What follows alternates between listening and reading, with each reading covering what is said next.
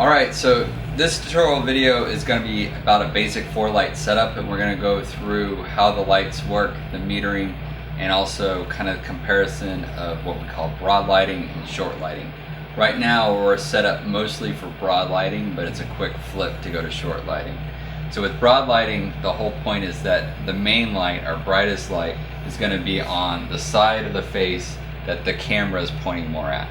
So the angle that the video is at right now is about the same as what we're going to shoot from, and that kind of shows you that that side of the face is a little brighter than the side of the face that's towards me.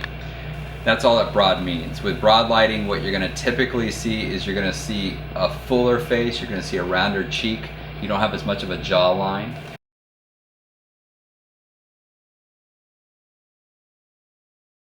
So broad lighting typically can be more flattering on people that have thinner faces, more angles.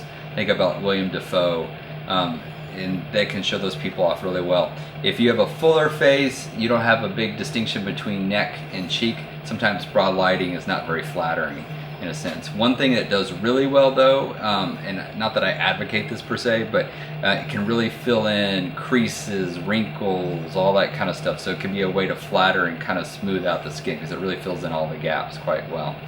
We've got our main light here. It's our 72-inch by 36-inch softbox. It's got a grid on it which makes the light more directional, so it's not going to spill as much over to the fill side. What I've also noticed, and I learned this today, I learned something new, is that Sergi here is wearing glasses, and typically I'd never point light directly at glasses, but actually the grid's doing a pretty good job of keeping the reflections off the glasses. We'll see if I can keep that up. We'll probably do some of the other ones without glasses. Behind we've got a hair light / rim light kind of coming over the top of the head and the shoulders. We got a backdrop light, and we've got the fill over this side. So it's our classic 4-light setup. I'm going to do the metering real quick. We'll talk about ratios, and then we'll kind of shoot both people. Little hint, if you got more than one person, take the tallest person. The person takes up the most space first, because now that I've let Sergi, Larissa I can bring in, put her in the same space, and I don't have to really adjust a bunch of things to fit her. So that will help speed things up if you're working with a bunch of people.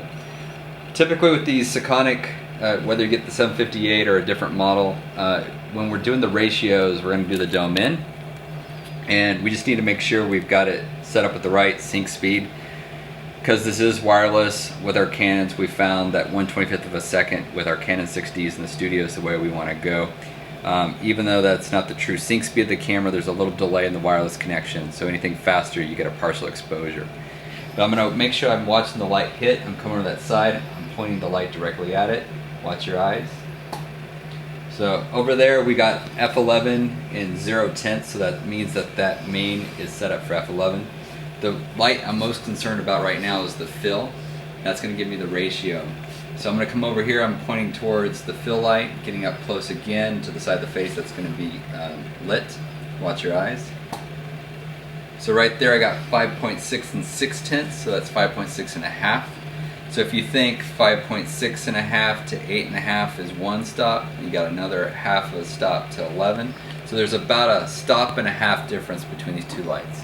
So we should in the final results see that this side's a little darker, but it won't be very dramatic. It will be kind of a classic sort of headshot difference between the two. So not quite high contrast, not flat, just a little bit of contrast to make him seem more three-dimensional, less flat. Now, I don't want to lose the texture here, so rule of thumb is if this is f11 on this side right here, I probably don't want to go more than 2 stops brighter, because I want to make sure I get the texture of the hair. So I'm just going to point this up to this light, and let's see what we get. And I've got f16 right on the money on that one, so I went from 11 to 16, so it's only 1 stop more, so I'll get a little bit of a rimming effect, a little bit of hair light, but not so much that it's going to be bright white. I'll also check the shoulders just to make sure none of them are too bright. So 11 and a third, and then that is just shy of 11 at 8 and 9 tenths.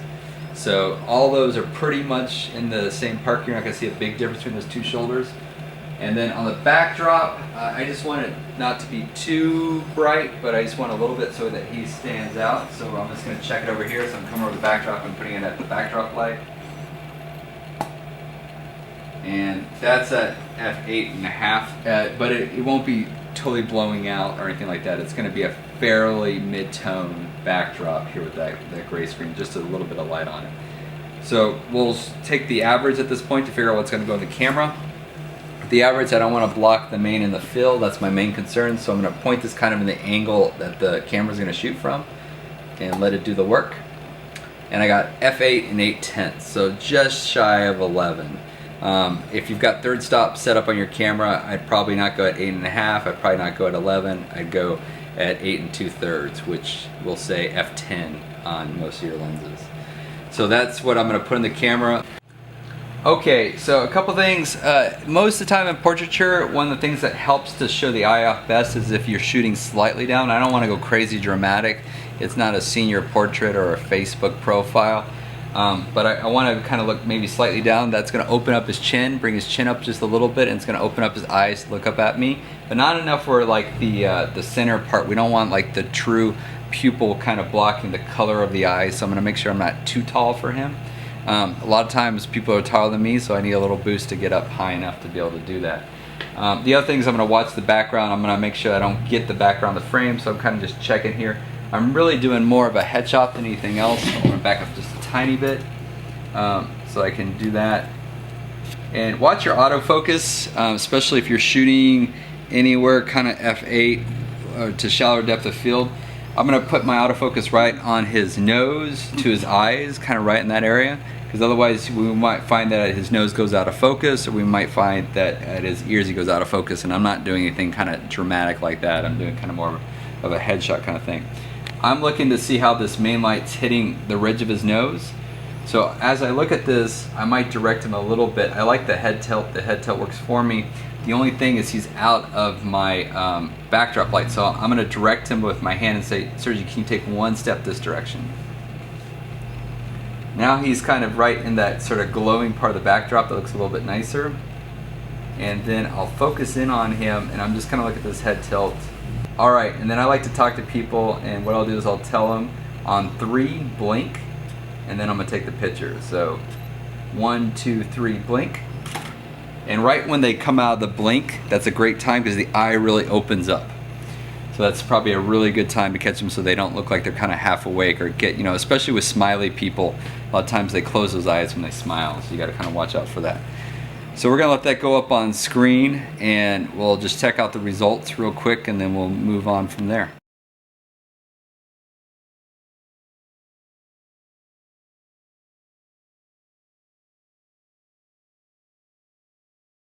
All right, nothing's really changed except for now I got Glorissa in the shot, and it gives us kind of a comparison with Sergi and his short hair and Glorissa and the long hair. So with her, I'm really kind of looking to see the way that this light behind her is gonna work. I want to make sure that I do get light that's hitting the shoulders, so I had to make her stand just a little bit more forward, so I had that light wrapping around a little bit more. I'm also going to be a little bit more concerned about where the backdrop light is. In fact, I'm going to lower it just slightly before I shoot. So sometimes little adjustments have to be made, but overall my exposure is going to stay the same. She's in the same general area, all that kind of stuff. When somebody's got long hair like Glorissa right here, you've got to watch around the eyes because the hair can cast a shadow. So a lot of times I'll just say, just gently take your hair and kind of flip it back just a little bit there. And that's the easiest thing. If you really want the hair across the eye, you're going to have to make sure the fill light gets in there. But if I can at least do that right there, we can avoid having a shadow that cuts over the white of the eye. I'll probably move the fill in just a little bit to help with this. But as Glorissa looks a little bit more towards the main as she kind of follows my hand here. And what I'm going to have you do is I'm going to have you take this shoulder and pull this shoulder towards me just a little bit. There we go.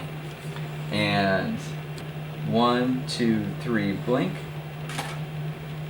All right, with the shot of Glorissa up on the computer there, what we can see is that yes, her hair does come close to her eye, and yes, she does have a shadow, but the fill light's filling in most of that shadow so that you can still see the eye itself and the iris, and she's got dark colored eyes, so that's kind of important.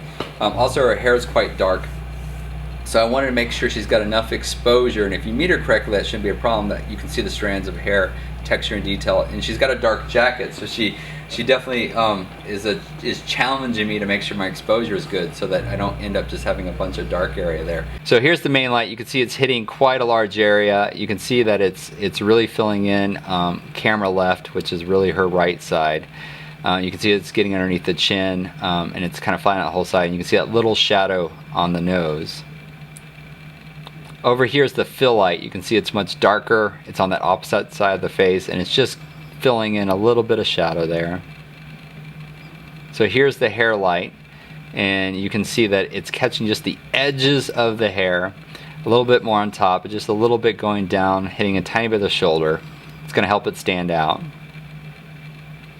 And the very little bit here of the backdrop, and the main thing about a backdrop light is to help create separations, especially when you have kind of flat backgrounds, and if somebody's wearing kind of solid color clothes or their hair is a very solid color, just giving a little bit of distinction so that you can see their hair separated from the background itself.